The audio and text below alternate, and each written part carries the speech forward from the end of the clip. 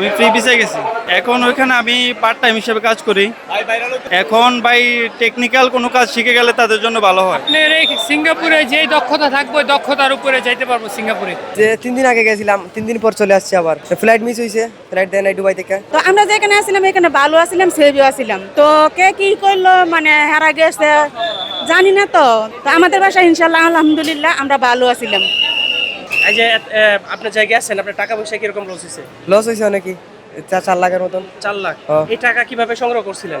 সংগ্রহ জমিন বেচা, জায়গা জমিন বেচা। বেচা? এই যে এখন যে বাড়িতে যাবেন, বাপ মার অবস্থা কিরকম হইতে পারে? এখন বাড়িতে যাইতেছি, বাপ মারা জানাই নাই। জানান নাই? না।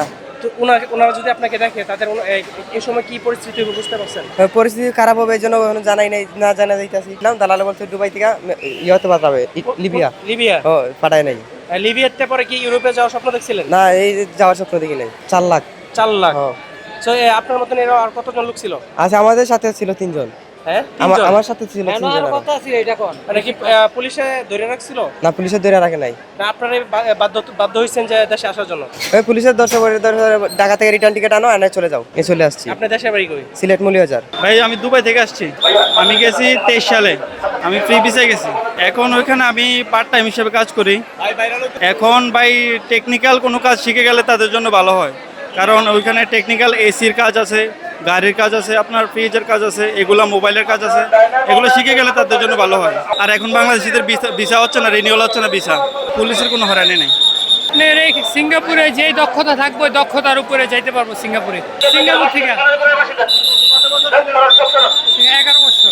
তো আমরা যেখানে আসছিলাম এখানে ভালো আসছিলাম, সেভিও আসছিলাম। তো কে কি করলো মানে হারা গেছে জানি না। তো আমাদের বাসায় ইনশাল্লাহ আলহামদুলিল্লাহ আমরা ভালো আসছিলাম। কোন দেশ থেকে আসলেন? সৌদি আরব থেকে কত সালে গিয়েছিলেন? 2023 সালে। তো আলহামদুলিল্লাহ আমরা যেখানে আসছিলাম ভালো আসছিলাম, সুস্থ আসছিলাম। আমাদের কোনো অসুবিধা হয় না। নিজের বাড়ির মতন থাকা খাওয়া করছি, চলাফেরা করছি। তো ওদের খাবার আমরা খাইতে পারি না, বাঙালি খানা খাইতে না দিছে। তো ইনশাল্লাহ আমরা তিনজনে একসাথে আসছিলাম, আমাদের কোনো অসুবিধা হয়নি। আমরা অনেকেই অভিযোগ করে যে বাসাবাড়ি কাজে গেলে অনেক মারধর করে, বেতন দেয় না।